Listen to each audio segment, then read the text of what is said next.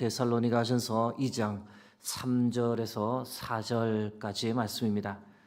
가지고 계신 신약 성경 329면이 되겠습니다.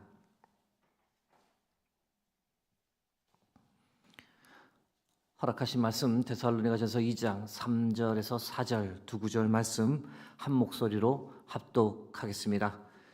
우리의 권면은 간사함이나 부정에서 난 것이 아니요 속임수로 하는 것도 아니라 오직 하나님께 옳게 여기심을 입어 복음을 위탁받았으니 우리가 이와 같이 말함은 사람을 기쁘게 하려 함이 아니요 오직 우리 마음을 감찰하시는 하나님을 기쁘시게 하려 함이라. 아멘. 오늘은 하나님을 기쁘시게 하려면 이란 지하에 여러분과 말씀을 나누겠습니다. 데살로니가전서 2장 3절 말씀을 다시 보시면 우리의 권면은 간사함이나 부정에서 난 것이 아니요 속임수로 하는 것도 아니라라고 바울이 말합니다. 데살로니가 성도들에게 어떤 자세로 복음을 전했는지 바울이 말하는 구절인데, 간사함이란 이 헬라어로 보면 다른 사람을 잘못된 길로 안내해서 헤매게 만든다라는 뜻입니다. 부정이라는 것은 아주 불순한 동기를 뜻하고 속임수는 말 그대로 속이는 행위입니다. 바울이 이런 말을 왜 하고 있을까요? 바울의 사도적 권위를 깎아내리고 바울에 관해 험담하는 이들이 데살로니가에 왔던 것으로 보입니다. 바울이 데살로니가에서 보낸 시기가 3주 정도였는데, 그리고 떠난 이후에 또 다른 전도자들이 데살로니가에 왔고 데살로니가 성도들에게 바울에 관해 좀 중상모략을 했던 것 같습니다. 바울은 사도가 아니다, 너희에게 불순한 동기로 하나님의 말씀을 잘못 전했다, 이렇게 말하며 바울의 권위를 깎아내렸던 건데, 이 일에 관해 바울은 자신을 변호합니다. 내가 너희에게 전한 복음은 간사함, 부정, 속임수 하나 없는 순수하고 정직한 복음 그 자체였다라고 말을 하는 겁니다. 데살로니가전서 2장 4절 말씀입니다. 오직 하나님께 옳게 여기심을 입어 복음을 위탁받았으니 우리가 이와 같이 말함은 사람을 기쁘게 하려 함이 아니요 오직 우리 마음을 감찰하시는 하나님을 기쁘시게 하려 함이라. 오직 우리 마음을 감찰하시는 하나님을 기쁘시게 하려 함이다라는 표현이 이 4절에 있습니다. 이 표현에서 우리가 두 가지를 생각할 수 있는데, 하나는 우리 마음을 감찰하시는 하나님이라는 겁니다.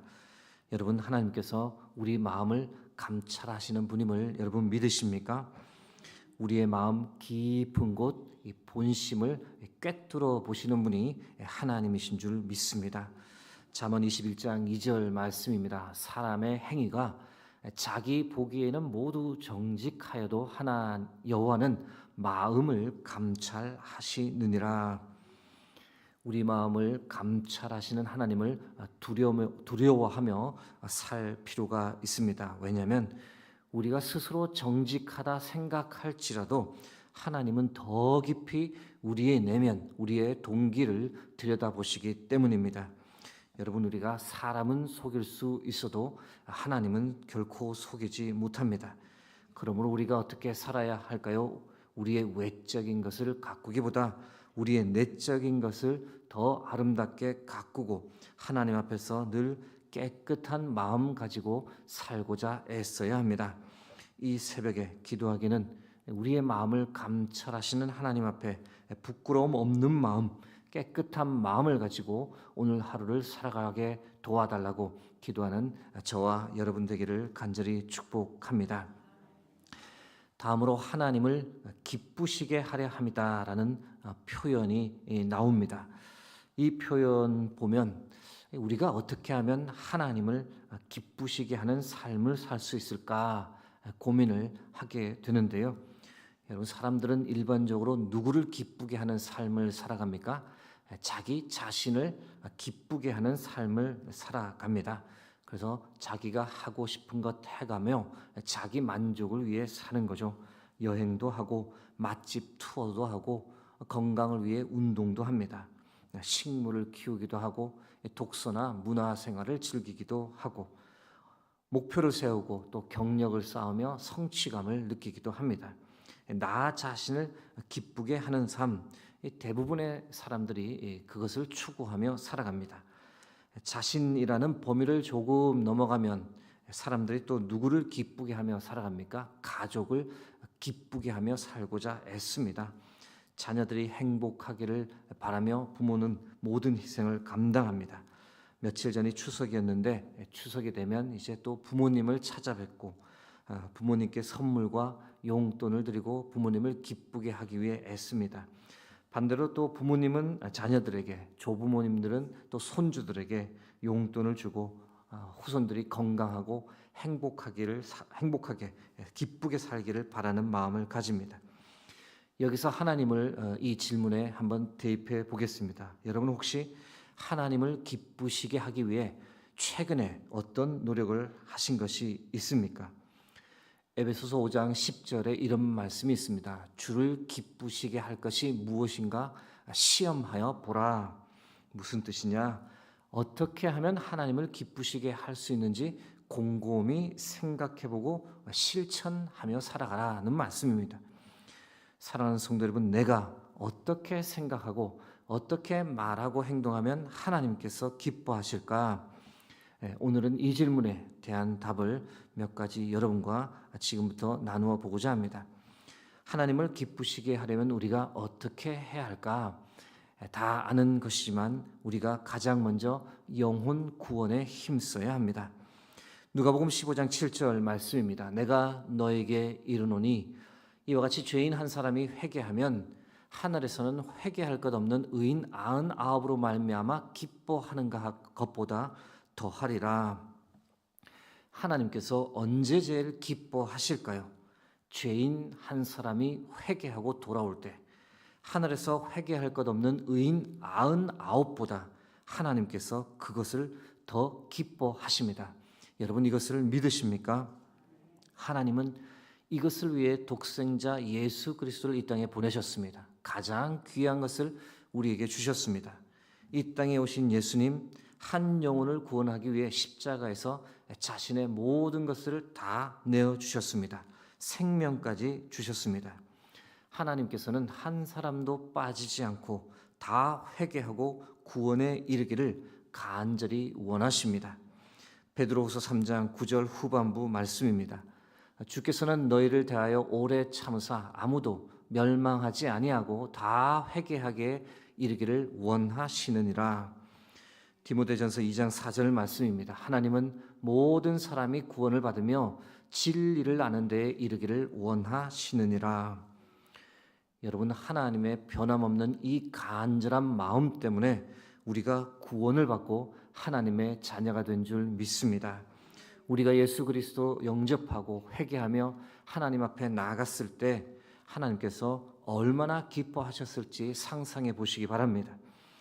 회개할 것 없는 하늘의 의인 99보다 내가 예수 믿고 하나님께 돌아왔을 때 하나님은 더 기뻐하셨습니다.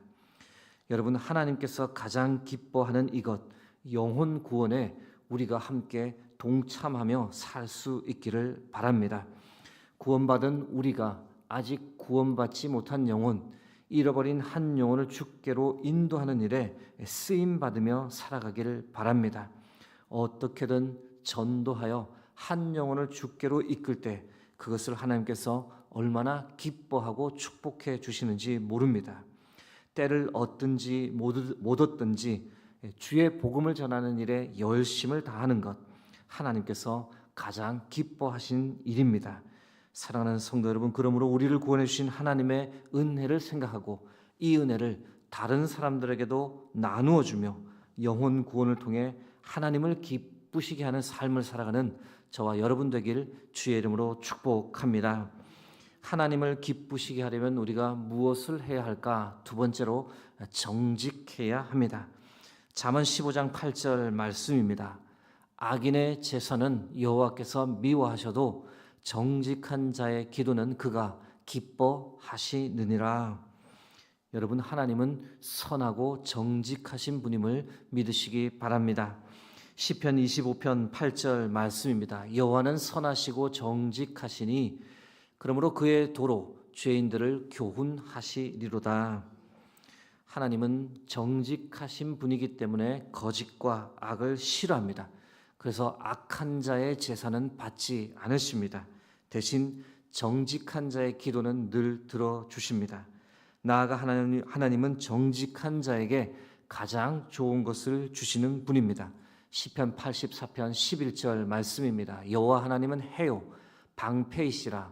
여호와께서 은혜와 영화를 주시며 정직하게 행하는 자에게 좋은 것을 아끼지 아니하실 것임이니이다. 여러분, 정직이 무엇입니까? 마음에 거짓이 없고 꾸밈이 없고 바르고 곧다라는 뜻입니다. 정직한 사람은 어떤 사람일까요? 진실을 말하고 다른 사람을 속이지 않는 사람, 실수를 했을 경우 변명하지 않고 솔직하게 인정하고 사과하는 사람, 양심에 부끄러움이 없고 또 자신의 부족함도 숨기지 않고 드러낼 수 있는 사람입니다. 사랑하는 성도 여러분, 우리 모두가 하나님과 사람 앞에서 정직한 하루를 살아가기 바랍니다. 그래서 하나님을 기쁘게 하는 삶을 오늘도 살아가는 저와 여러분 되길 주의 이름으로 축복합니다. 하나님을 기쁘시게 하려면 우리가 무엇을 해야 할까? 마지막으로 찬송하고 감사하며 살아야 합니다. 시편 69편 30절에서 31절 말씀입니다. 내가 노래로 하나님의 이름을 찬송하며 감사함으로 하나님을 위대하시다 하리니 이것이 소 곧 뿔과 굽이 있는 황소를 드림보다 여호와를 더욱 기쁘시게 함이 될 것이라. 우리가 하나님을 찬송하고 감사할 때 소나 황소를 제사로 드리는 것보다 하나님께서 더 기뻐 받으시는 줄 믿습니다. 사랑하는 성도 여러분, 하나님을 찬송하는 복된 하루가 되기를 바랍니다. 하나님께서 우리에게 베푸신 은혜를 생각하고 하나님께 찬양을 드리는 하루를 살아가길, 오늘도 건강 주셔서 예배 드릴 수 있는 은혜 주셔서 모든 것이 은혜라고 찬양하며 살아가는 그래서 하나님을 기쁘시게 하는 삶을 살아가기 원합니다. 여러분, 최고의 찬양은 하나님께 감사를 드리는 겁니다. 감사로 제사를 드리는 자가 하나님을 영화롭게 한다라고 성경이 말합니다. 범사에 감사하길 바랍니다. 풍족해도 감사, 부족해도 감사, 평안해도 감사, 고난이 와도 감사, 건강해도 감사, 아파도 감사, 잘 되어도 감사, 그렇지 않아도 감사, 어떻게든 감사하며 하나님께 영광 돌리며 살기 소망합니다. 이제 말씀을 맺고자 합니다. 하나님을 기쁘시게 하는 방법 3가지 삶을 나누었습니다. 첫 번째, 영혼 구원에 힘쓰라. 두 번째, 정직하라. 세 번째, 찬송하고 감사하라. 사랑하는 성도 여러분, 이 새벽에 우리가 함께 기도하기 원합니다. 하나님, 오늘도 영혼 구원에 힘쓰는 하루를 살게 하시고 주 앞에서 정직하고 어떤 상황에서도 찬송하며 감사하며 살게 하옵소서. 그래서 오늘도 하나님을 기쁘시게 하는 복된 하루를 살아가게 해달라고, 그렇게 이 새벽에 함께 기도하며 나아가는 저와 여러분 되길 주의 이름으로 축복합니다. 함께 기도하겠습니다. 살아계신 하나님, 오늘도 귀한 생명의 말씀 우리에게 주심을 감사합니다. 하나님을 기쁘시게 하기 위해 애쓰는 하루가 되게 하옵소서. 하나님, 우리에게 주신 구원의 은혜 생각하며 이 구원의 은혜가 다른 사람에게도 들어가도록 영혼 구원에 힘쓰게 하시고, 오늘도 주 앞에서 사람 앞에서 정직한 삶을 살게 하옵소서. 또한 어떤 상황에서도 찬송하고 감사하며 하나님을 영화롭게 하는 복된 하루를 살아가게 하옵소서. 주와 동행하며 주님을 온전히 높이는 하루 살기를 간절히 소망하오며 우리 주 예수 그리스도의 이름으로 기도드립니다. 아멘.